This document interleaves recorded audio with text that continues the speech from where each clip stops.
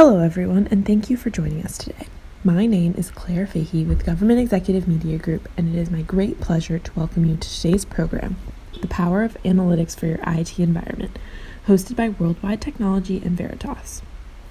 Government of all levels are looking to update their IT strategy, now more than ever, to achieve mission agility and success. However, many organizations still struggle to address key business challenges. During today's webcast, we'll discuss the power of IT analytics to address sprawl and create strategies to thrive in today's IT world. But before we get started with today's program, I'd like to go over a few housekeeping items. To the right of your screen, you'll find several icons, including the Q&A tab, which allows you to ask a question. Feel free to submit those questions along the way. This webcast is being recorded and will be available on demand shortly after. Now, to begin today's program, I'd like to introduce our moderator, Vimesh Patel, Chief Technology Advisor at Worldwide Technology. Vimesh, I'll turn it over to you. Hello, everyone, and thank you for joining us today. My name is Vimesh Patel, Chief Technology Advisor at Worldwide Technology Public Sector. It's my great pleasure to welcome you to today's program. We're excited to welcome our speakers and get this conversation started. As Claire mentioned, I want to encourage you to submit your questions throughout today's webcast through the Q&A tab, and we'll try to get as many questions answered as we can throughout the webcast. So today we're talking about the power of analytics to support the planning and execution of your IT goals. By now, we're all aware of the power of data and analytics, and we probably experience this every day in our professional lives and even in our personal life, whether it's the annoying personalized ads you might get served when you're surfing the internet, or the things that power your latest budgeting or financial apps that you might use at home. But as businesses and agencies implement IT modernization and new data strategies, leveraging public and private cloud, as well as making data more accessible overall, they're often faced with complex decisions dealing with IT sprawl and data. Today, we're going to talk about the intersection of these two and how analytics can help not only improve an organization's mission, but also improve its IT efficiency and effectiveness. So joining me today, we have Dan Kane, who's the Director of Enterprise Data Strategy at the Department of Treasury's Fiscal Service. A colleague of mine, Kayvon, who's a Cloud Application Architect at Worldwide Technology, and Doug Snyder, Chief Technologist of Veritas US Public Sector. Thanks for joining, and let's get straight into it. I'll ask everyone to talk about the role of the organization and the role kind of in terms of IT and analytics, and let's get started with you, Dan. Hey, everybody. Good afternoon. Thanks for the intro. My name's Dan Kane. I'm the Director of Data Strategy at the Fiscal Service. So what does that mean? That means that our team, and I work for the Chief Data Officer at the Fiscal Service, we're really focused on making sure that IT is serving the organization's data needs, that it's aligned. And as we modernize our IT systems, we want to be making sure that the organization is better positioned to really harvest the value of our data. So for those who don't know the Fiscal Service is the part of Treasury. It's like the Treasury part of Treasury. The Fiscal Service does over 90% of the payments that the government does. So you're talking about like over 13 billion transactions a year. Every contractor payment, every check, VA check, every Social Security check, like our organization makes those payments. We collect all the money that the government collects. So all those IRS payments that are due tomorrow, please do your taxes. And we also raise all the funds that are like through Treasury bills that run the government. So you can imagine all the systems and all the really amazing data that we have available in our organization. It's, but I think what we're talking about today is going to be especially important for our organization. That's great, and thank you for the reminder for me to pay my taxes later today. Kayvon, I know you as the guy I call when I have a question I don't know the answer to, but maybe you could tell us a little bit more about yourself. Yeah, and I, thank you for calling every day. I do appreciate that. But so my primary focus is as a cloud application architect is applications, workloads, and where do they belong? right? So I help take applications that are legacy, greenfield, and I help find a location for them where they'll best operate, where they're best run. We'll do analysis on them. And we'll also come out with broader strategies, right? So maybe an organization has 1,000 applications and they need 10 strategies for it. That's another area where I kind of focus. But my entire job is, how do you architect an application for this modern multi-cloud and kind of hybrid cloud world? And I sit on the WWT multi-cloud practice team as well, where the entire team does focus on that. That's great. Thank you very much. And Doug, same question to you, please. Thanks. Doug Snyder, Chief Technologist for the Public Sector team. Now, Veritas has had a long history. If you're not familiar with us, we've been in the data protection and availability business for a very long time. We were actually founded as a storage management vendor and high availability vendor. And most of my conversations revolve around those two areas, plus the third, which has become really important over the last several years. And that's the insight of not just the application data itself, the metadata and the content, but the overall scope of the enterprise. As we heard before, customers are moving into hybrid environments, and that means that part of their data center may be in a cloud, it may be in a colo facility, it may be in 2 or 3 or more clouds. And the desire to see and report and manage all that information and infrastructure has gotten very difficult, primarily because of the very specialized point tools that focus on really just a little portion of what comprises a hybrid data center. And lately, more of our conversation has been, how can we help customers to get a handle on the overall picture of the IT infrastructure that's required to deliver large, complex federal systems like the Treasury, or even smaller state and local agencies that still have that same level of complexity. That's great. Thank you. Dan, to get a little more perspective from the government, can you describe how you use analytics at the Fiscal Service?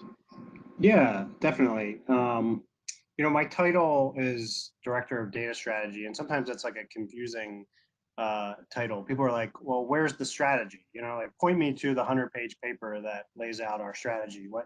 But really what my job is figuring out how to use data in a way that both furthers our mission, but also allows us to learn on the way. So, really from the time that our office, which is relatively new, was stood up, we were really focused on, okay, how can we use data today, not wait till the data is in like some perfect state where it's 100% clean, it's some imagined idealistic future. Like, we want to start using the data with the idea that we would start learning about the maturity level of our systems and how we manage data.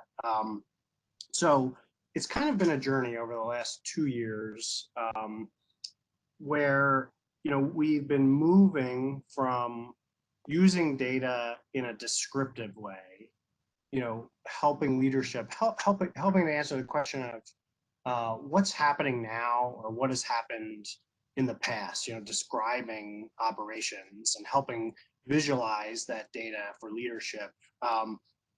And we're kind of moving from that kind of descriptive use of data to a more predictive use of data. How can we use data to answer the question of what is likely to happen next, or moving towards a prescriptive or optimization use of data, where we're answering questions like, what should we do next, or how should we change this process?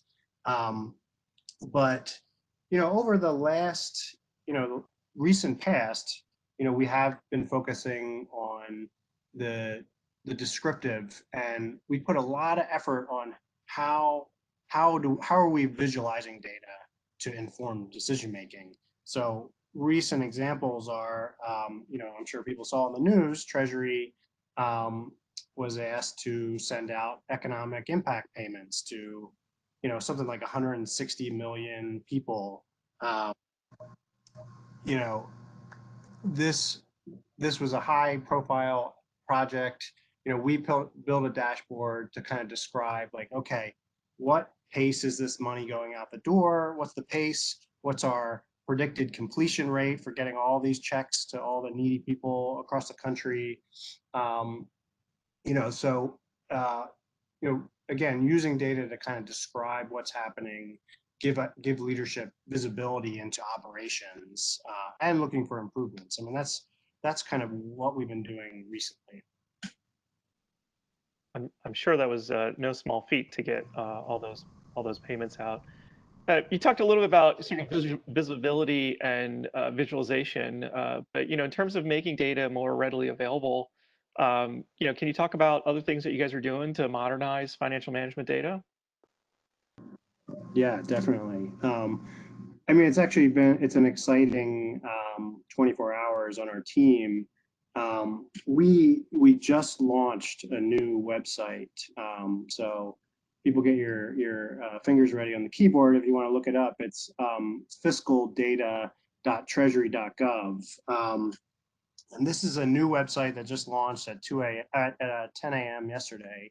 And it's basically a central location for all of the government's financial data. And it's really optimized for data savvy members of the public, data analysts, financial researchers.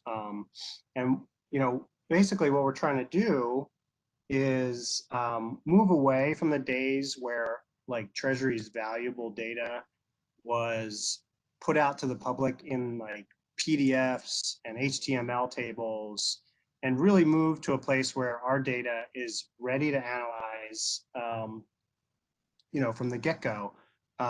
When we started this journey a year ago to launch this website, we compared ourselves to the heavy hitters in the federal government in terms of like, who do you think of when you think about like agencies that put out like important data? You think about census, you think about the Bureau of Labor and Statistics. I mean, these are like market moving data that they put out. And we kind of looked at the data that Treasury has available and we're like, wait a minute, we have extremely valuable data here.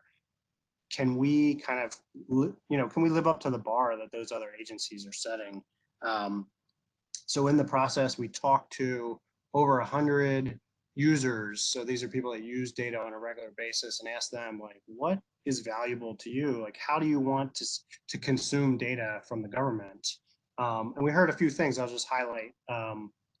One was, I already mentioned, this idea of like machine readability. Don't embed your valuable data in PDFs.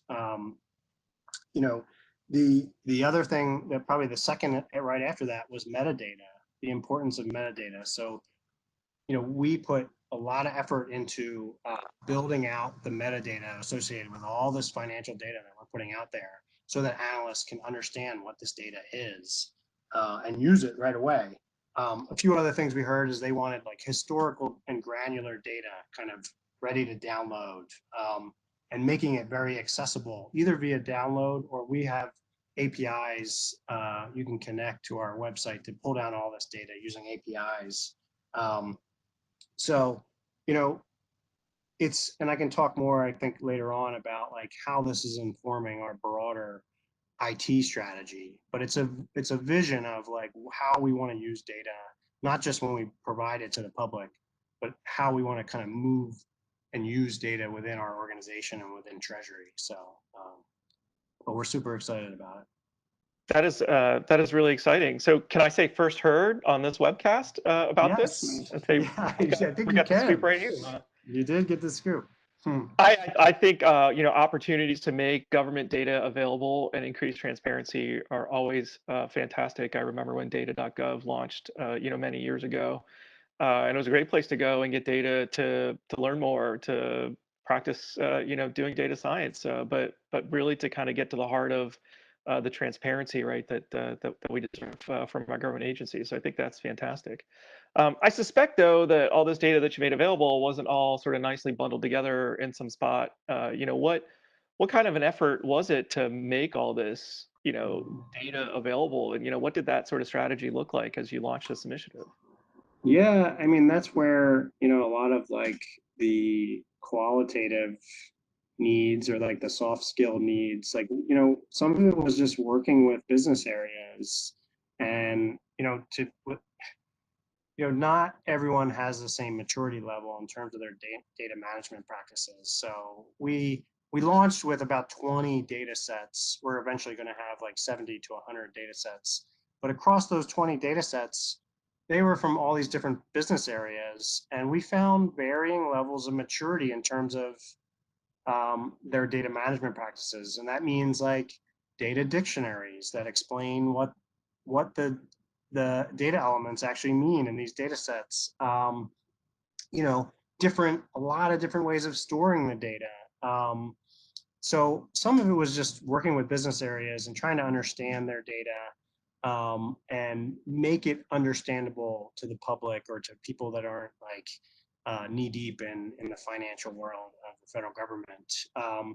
And the other piece of it is, coming up with more sustainable data flows from the source systems to our cloud environment that feeds the website. So, it was a big lift, but I do think we have more work to be done because, thinking about those source systems and, we talked about in the beginning about IT modernization, there's definitely more to be done there in terms of like making data in some of these older systems more readily available. But I think we took, some of the first steps with this site. But yeah, thanks for that question. So for our audience, please do keep those questions coming in the Q&A panel on the screen. But just one question we had: could you tell us the name of that website one more time so that our audience can go to it?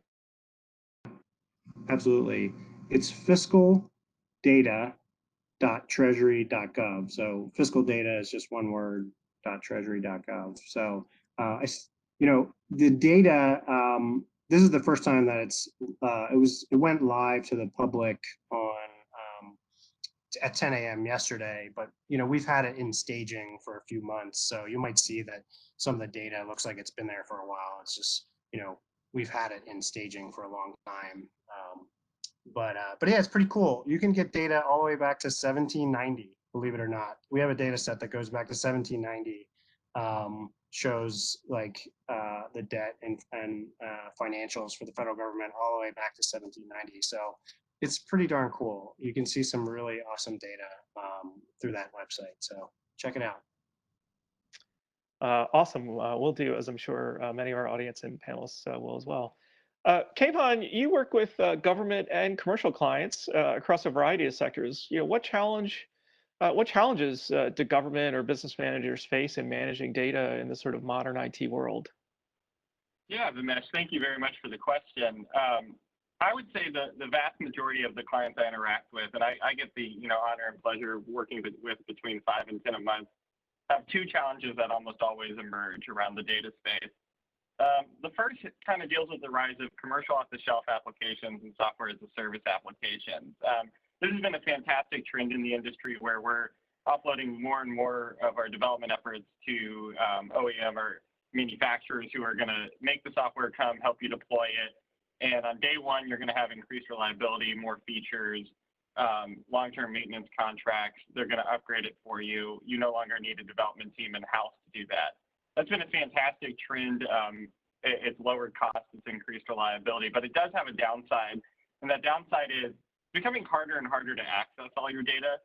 A lot of organizations I approach and I work with, one of the first things I hear is, well, I have data in X system, it's in this cloud provider, I have another data set in this system. I don't really have a way to join them.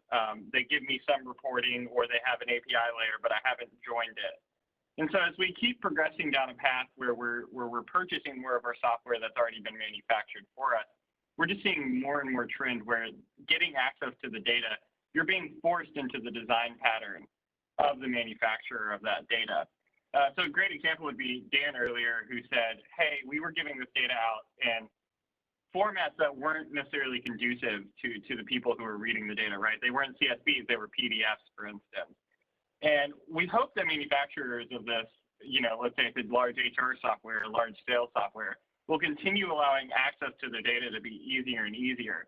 But right now, it represents a huge challenge in the industry. The other thing I see very commonly is there's just a growing concern around compliance.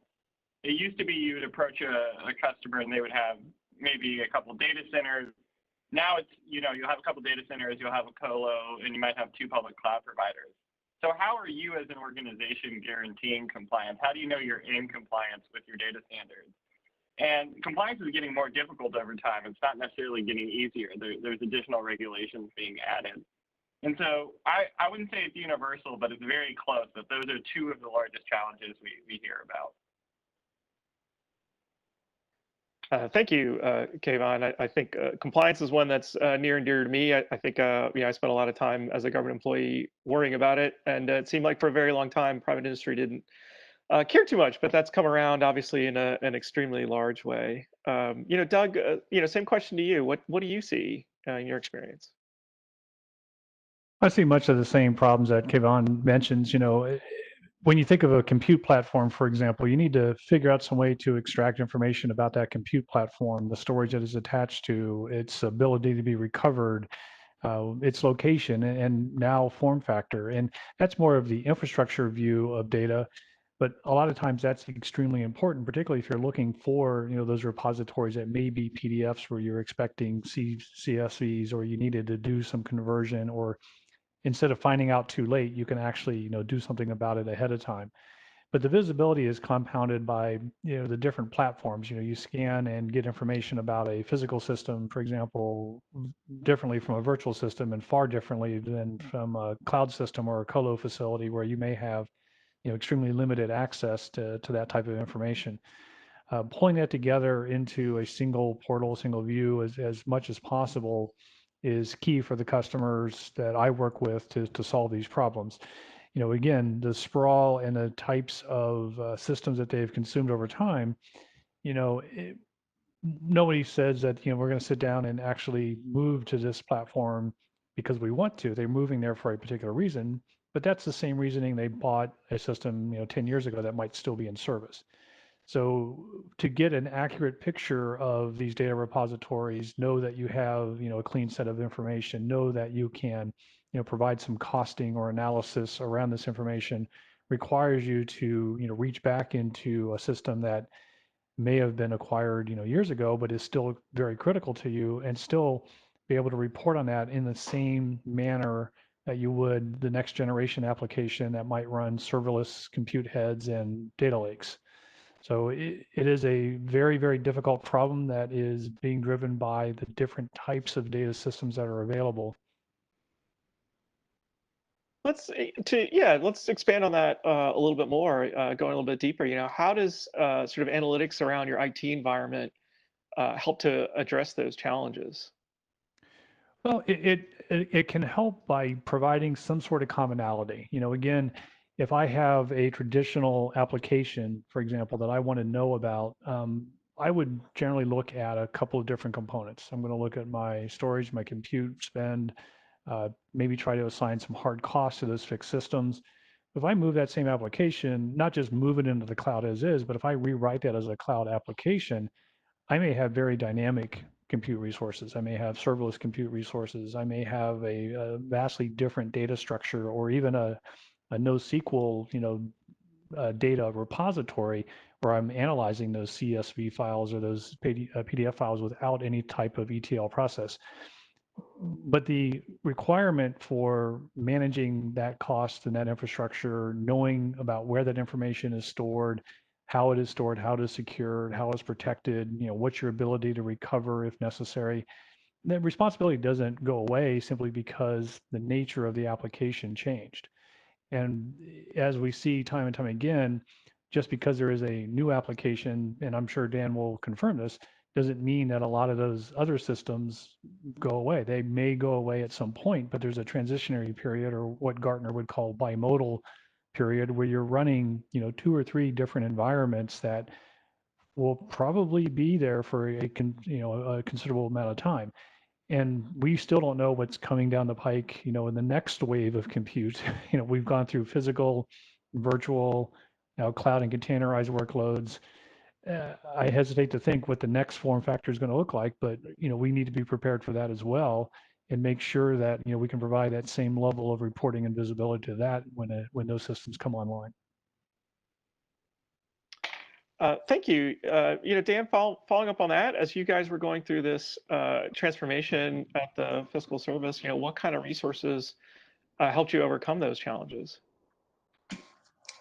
Yeah, I mean, I think I probably can't speak to too many of the technical background resources, but as I said, like we focused, I'd say like my team's primarily focus was on kind of employing human-centered design principles as we thought about, because this was very customer-focused effort. We wanted to understand, like, before we built some solution, we put a lot of energy into understanding, like, what do our users really want from us. So like I said, what they pointed us to, we had to translate to, like, I would say data management good practices. A lot of they didn't, our customer, I don't think any customer said the words data management, but I would translate what they told us they needed as like, oh wow, we really need to rethink how we're managing this asset, so that it's more usable, I think, and move away from the concept of reports. I feel like, in the past, Treasury kind of thought about its data as like a series of reports, coming out in some format that like would go nicely in a PDF, where we, began to understand more that actually, the customers think about our reports as data, and they want to get at a more granular level. So, I think that's part of it. Obviously, we're, trying to move the data out of these antiquated systems to a more cloud-based environment. So we're taking the data from the source systems, which, run the gamut in terms of their age and, state the state of affairs. Like, some of these are mainframe systems that are 30 plus years old. Some of the systems are a little bit newer, but trying to figure out like how to connect to those data, building API connections to some of the source systems to get the data in a more automated fashion. Those are some of the steps that we had to take when we were building Fiscal Data. And like I said, we're going to kind of employ the same philosophy when we think of just moving data internally. Have the same kind of concern for good data management, as well as, like, relying on APIs, and things like that to move the data around. So. Thanks, Doug. Any comments from your perspective on that? No, just like to echo what Dan was saying.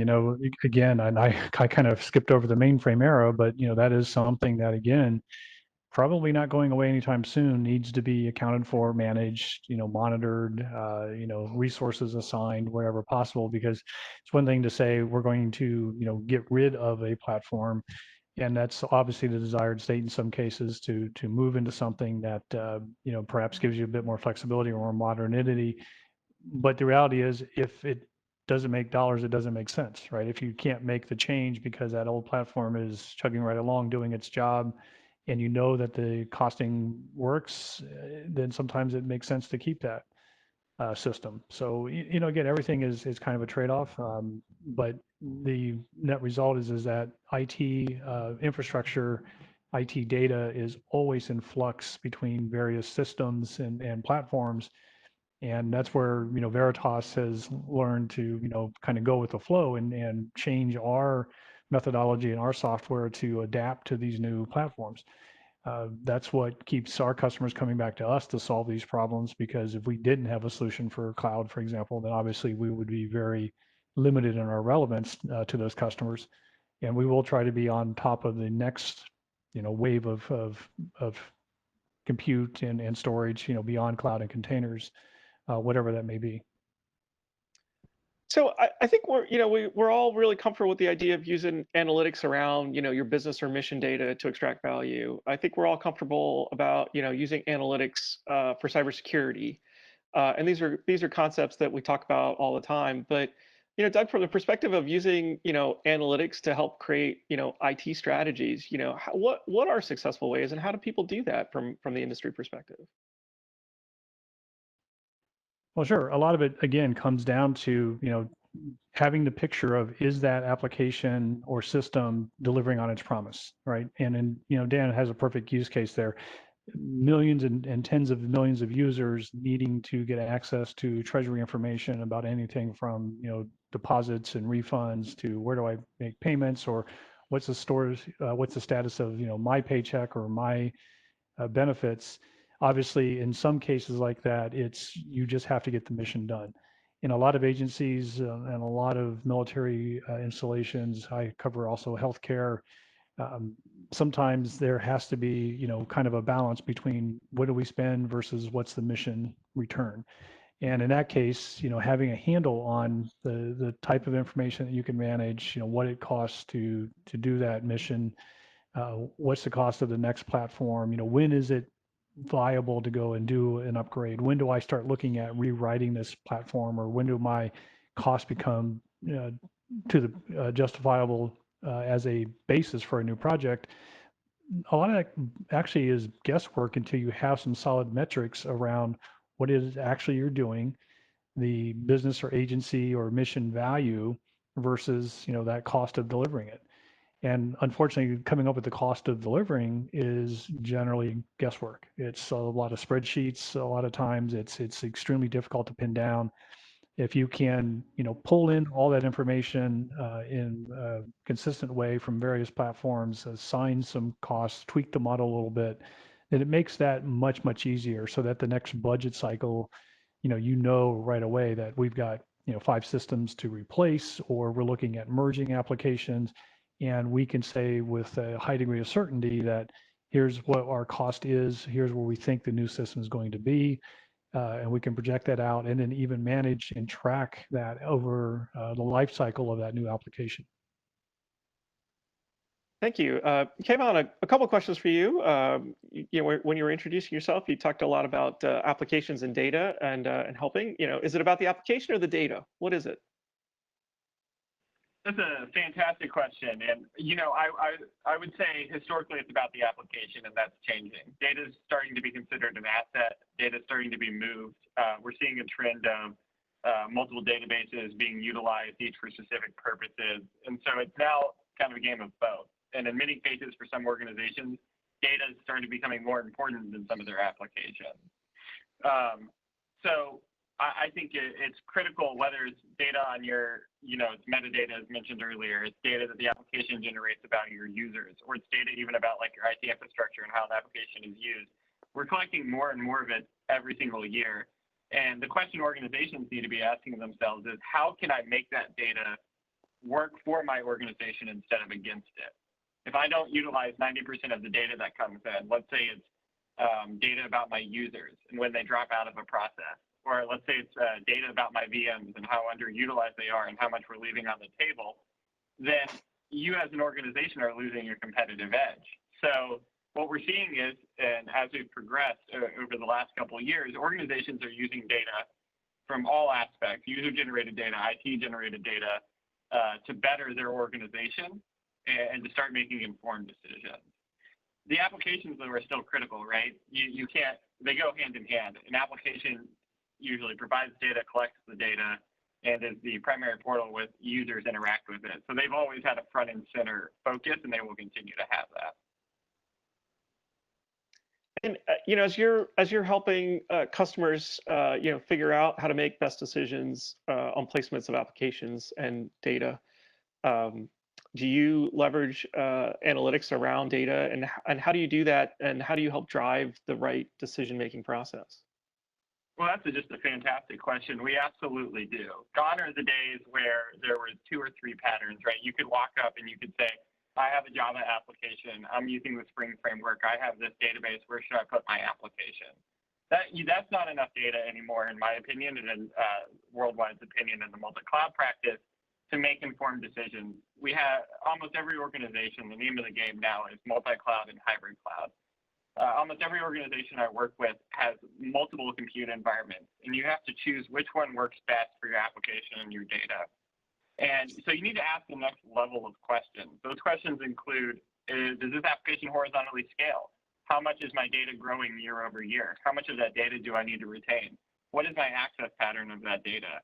When I do horizontally scale, when and how frequently? So like 2 examples on how we would make a decision now.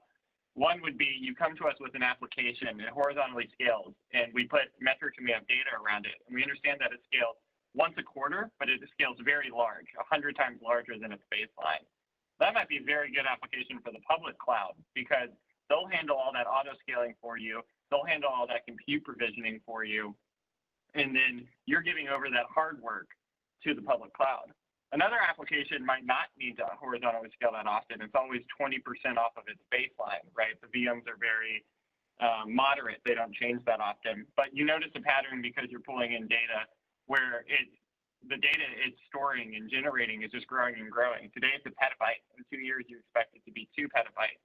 Well, now you need to use tooling. You need to use your data to figure out where the cheapest to store 2 petabytes of data, because that's going to drive where your application and your data, your database and your subsequent file system will sit. And so you have to understand the traits of an application, and that means you have to dive into the data to start making these informed decisions about where it should reside. There's a lot more gray areas than there used to be, and we really have to kind of dive down and understand the application, understand the data, and understand its pattern over time, make an informed decision. Thank you. I really appreciate that perspective. I think that's fantastic. We are running out of time for this section of the webinar, but I'd be remiss if I didn't ask Dan. What do you think is something that the federal government could learn from private sector, and the same question in reverse as well. What could private sector learn from the federal government? Sure. Yeah, I'd love to answer that question. I mean, in terms of the private sector, what we can learn, I think, a testament to what the private sector brings to the table is like the discussion today, the really exciting solutions you're talking about. It's pretty amazing right now, like all of how far technology's come over the last few years with cloud and all the things that's available to really harness the value of your data. Once your data is in a good place, and that's where I think the government has, the federal government at least, has really done a pretty good job. Is something that government is really good at is process and governance. I think it's taken government a little bit of time to catch up on the need for really mature data governance. But once we start doing it, I really think that eventually, maybe the private sector will be looking towards like some of the models that are being developed across the federal government right now in response to guidance from OMB related to the federal data strategy. I mean, they're really laying out some smart suggestions for how to do data governance. And, I'm excited about where the federal government's going in terms of that. So. Thank you very much for that thoughtful answer as well. I really appreciate it. And Kayvon and Doug, thank you also for the important insights and your valuable contributions. Now we're going to move. We're going to hear from Rich Rose, who is a Senior Distinguished Architect at Veritas. Rich is going to elaborate on some more points and give a visual demonstration of some tools available regarding some of the things we've talked about. Rich, we did have a question about predictive analytics around data. And I think you might be able to cover that as well. So Rich, the floor is yours. Thank you. Thank you. I'm going to try to cover all of that. Can you hear me okay? Hello? Yes, we can. Okay. And so I'm going to go ahead and share out my screen here. And we're going to get started. I have just a couple of, I'm not going to PowerPoint. I actually want to show you the product that I think is really something that would help a lot of the decision-making process that Kayvon was just mentioning. I'm going to talk about Aptar. It's a relatively new product for Veritas. I've been with this company for 12 years developing this. I was one of the lead developers on this. And really what we're trying to do is help organizations get a visual of their entire environment and try to put it all into a single pane of glass. As customers are moving workloads to the cloud and they got stuff that's on-prem, What we're doing is gathering data from any storage arrays that are out there, any cloud vendors that are out there, and any backup software that you have, put it all together into a unified, single unified pane of glass. The collection that we do is really going across everything. So this is kind of illustrating what our collector is gathering data from. So all of the major storage array vendors, all of the major backup vendors, all of the cloud providers. Imagine all of that data coming into a centralized portal. And we've got customers that have data centers all over the world. So now you've got data centers in multiple countries. You need something that you can really kind of get a handle on what your entire environment is doing and how it's all interacting with itself. And so that's kind of a high level overview. I'm going to dive in and actually show you what the product looks like firsthand. And I guess I'm going to start here with the inventory. So this is where you would see everything that we just collected from. So all of your storage arrays. A lot of these might be familiar, EMC, NetApp, HP. All of the storage array would come in to here, and you'd be able to browse and see all of the different array vendors. You can see the capacity, you can see file systems.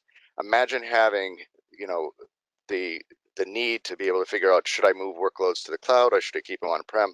What are some of the questions you're going to have to understand off the bat? Is you got to know, okay, well, are they growing? Which ones are growing at the fastest rate? And so being able to historically predict when things are going to run out of capacity, so you know when to move them. So we are gathering data from, in this case, it's VMware. You can see across all of your VM guests. You can see all of their drives and how much capacity that they're using. And then we'll even tell you when exactly they will run out of capacity if they go at the rate that they're going right now. So we're getting data from the VMware environment. We're getting data from the storage arrays. We're getting data from hosts. In the government space, we're able to take the hosts that we're collecting data from and be able to identify whether they're physical or virtual. We can categorize them by application, so we can see who owns all these different systems, where they're geographically located, what cost centers do they belong to, so they can make informed decisions as to what these assets are actually costing. So we also can produce. I know that reports are kind of like the old way of doing things. I look at this more as analytics that we're gathering against the IT environment. So we are able to look at, are your data, is it being protected? Somebody had mentioned compliance. Well, certain workloads need to be backed up. They need to be retained. They need to have a secondary copy off-site. How do you know that all of that stuff is happening? That's what Aptar brings to the table. Give you that full visualization, know exactly what's being protected, regardless of the backup product. So this is very difficult because a lot of the organizations might be using Veritas Net Backup as their backup product, but they also might be using Commvault or Veeam or Cohesity or Rubrik or Networker. We support all of those backup products. Again, think of us as kind of like the Sweden of or Switzerland. I always get those two confused. We're neutral. We don't care what vendors are out there. The important thing is that we're able to put it all in one place where you need it. The other kind of ancillary things about gathering data about your IT infrastructure is ransomware is a big deal right now. And, we not necessarily can detect it, but we can make sure that if it does occur, that you are actually able to recover. So we've got several dashboards that are around figuring out, am I getting all of my data being protected? If I do have to recover from a ransomware attack, how do I go about doing that? All of that information is here at your fingertips. Looking at data across your different data sets, a lot of our customers just have old stale stuff that they want to get rid of. And so we can analyze the files out there. We can find out, what percentage of files haven't been accessed in the last 3 years, produce a list of files now that they can then take and perhaps defensively delete. And then as workloads are going to the cloud, we gather data from AWS, we gather data from Azure, so we can see across not just your on-prem environment, but we can compare that and see what you're doing as workloads are going in the cloud. We produce all sorts of analytics around usage patterns, potentially where you could, are you really right sizing? Should you keep an application on-prem or should you move it to the cloud based on its patterns? How do you know that? You need a tool like this to be able to see what your patterns are, both on-prem and in the cloud. And then, are you using everything effectively? We go out and look across your infrastructure, and we're looking for things like unused LUNs on your storage arrays, or unallocated LUNs, or hosts that have high backup retention periods but probably shouldn't, or VMs that are powered off, or VMs that are powered on but aren't doing anything. So all of these areas are potential areas within an environment that you could potentially reclaim storage or reclaim resources that you didn't know about are out there. So a lot of our customers, especially now that are having financial problems, I got customers that are in the cruise line business, imagine that. And being able to go in and they've been told by their management that they can't buy any more storage or compute for the next 2 years. So how can they live better with what they have right now? So they use Aptar to, if they're going to invest any money, they invest money in something like Aptar, which can go and tell them where they could potentially reclaim storage from in their environment and not have to go out and purchase because they can't go out and purchase new stuff. So there's a lot of things that you can do from an analytics standpoint by analyzing your current infrastructure, and there's value in having all of that information like this in one place at your fingertips. That's great, Rich. Any questions coming in? None. I think in particular, thank you for answering the question previously. I really appreciate the demo. I mean, I think it's really interesting to think about how much power data about your data is that'll help you make kind of smart decisions. So it's fantastic. Thank you very much, Rich.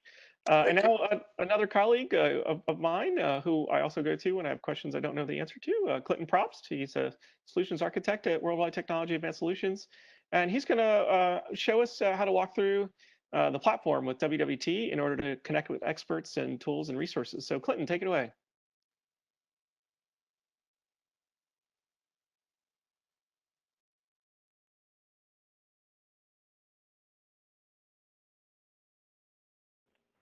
Thanks, Ramesh. Hi, I'm Clinton Probst, Solutions Architect at WWT. I support the IC agencies. And like Ramesh said, just want to give you guys a demo of how the WWT platform can help you as a customer.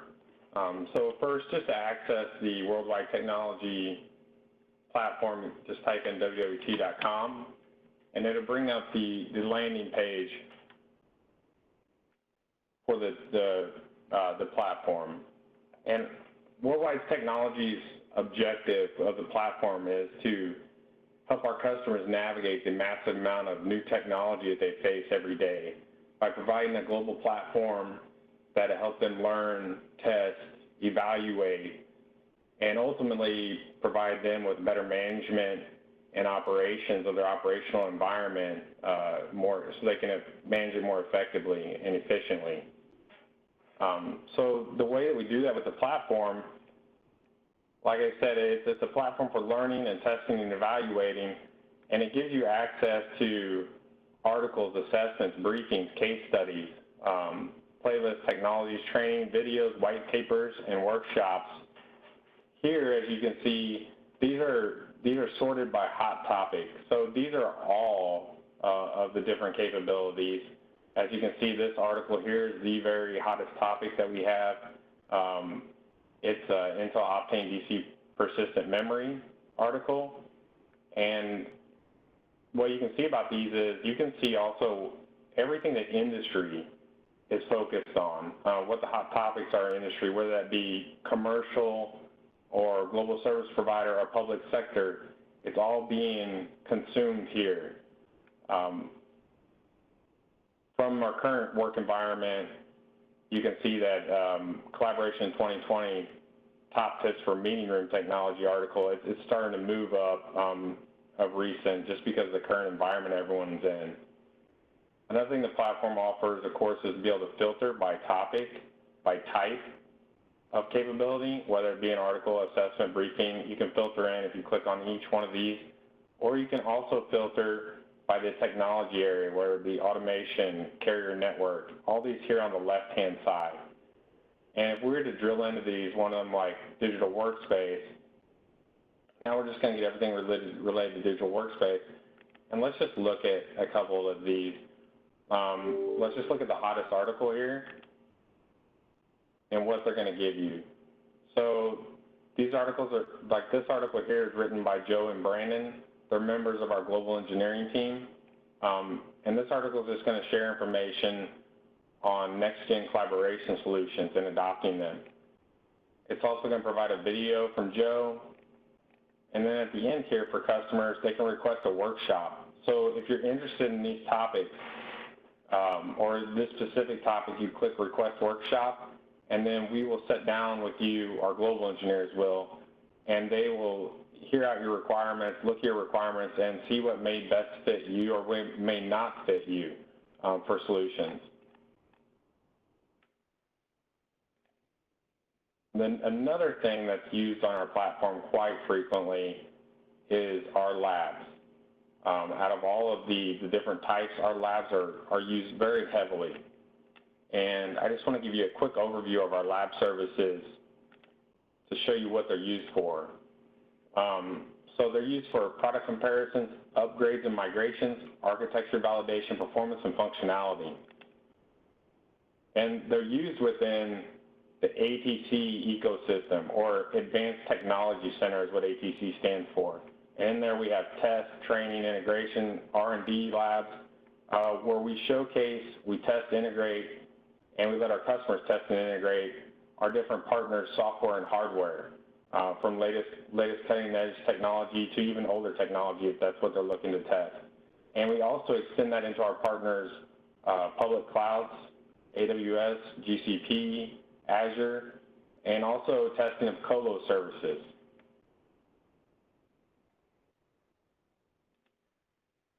I'd also like to give you a look at what is this actually running on, and a little more depth look at the capabilities in labs.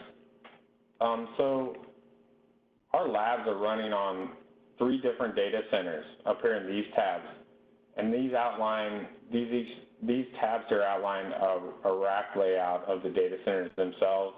If you drilled into one of these, you could see the contents of this rack, this particular rack here, A07. It looks like it has some Nutanix VxRail, but our labs are actually running on all this different hardware and software, and then also in colo services and in the cloud, extended out to the cloud. Our labs, our capability labs, are public available to anybody that uses the platform. Now, you can view them publicly, but to actually launch some of them, to launch them, you have to have a user account. As you can see, this lab here on demand, you can launch it directly straight off the platform. So if I click launch this lab, it's going to show up in my labs, and then I can immediately get into it and run it. And each lab has a diagram and a guide on how to navigate the lab. The scheduled labs, you just have to work with your account team, or you can click here and click scheduled lab. And then it's going to be scheduled out. It's not totally interactive and on demand. Now, if none of these labs suit you as a customer or meet your requirements, if you have some totally different requirements and we don't meet them, you can work with your account team to create what we call a proof of concept. Some of the labs might be really close, and we can tailor the lab and make it just a little bit specific for your requirements, or we can build you something totally different, and those are our proof of concepts. As you can see here, this is a wide list of different proof of concepts, all ongoing. You can also search, you could have searched the labs and the proof of concepts. Let's just say we're looking for Veritas. Now we can see several different Veritas proof of concepts that are going on. And all of ours are searchable. All these proof of concepts are searchable, and so are the labs. And the labs, you can also use the filtering as well. One other thing to note, and to tie back into this, our topic of today was around analytics. And we have a global engineering team that is our BAA team that is specifically focused on data analytics and AI. As you can see here, a lot of capabilities. Again, articles, briefings, labs, videos. Another thing I'd like to highlight is our actual teams. So for each one of our global engineering teams, we have a set of experts. And we're going to pull them into the workshops and see what's going to fit your needs as a customer or what advice we can give you on the road you're trying to travel. So before I end, I want to show you the difference between an account, or first how to get an account, and what that's going to get you. So you can access the platform itself without an account, but with an account, you're going to get access to member benefits, which are labs, workshops, video playlists, case studies, and training. And to get an account, it's pretty simple. You just need to go to www.t.com, and on the upper right-hand corner, there will be a register button. Populate your first name, last name, email address, click create account, and you will get an email asking you to create your password. And then you'll be off and going with your WWT platform account. I'd like to thank you for the time for being able to show this demo of the WWT platform. Clinton, thank you very much for sharing the platform and demoing its capabilities. We're about to wrap up here. It's really been great to hear from our panelists and presenters about the challenges and solutions that can be achieved by leveraging analytics. And I'd like to thank all of you for an engaging conversation on this topic. And a special thanks to Dan for the latest information on the efforts at the Fiscal Service and modernizing access to data. Dan, thank you, and thank you for your service to the nation. And I want everyone to remember, you heard it here first, fiscaldata.treasury.gov. Now back over to you, Claire. Thank you. And with that, we've reached the end of our program.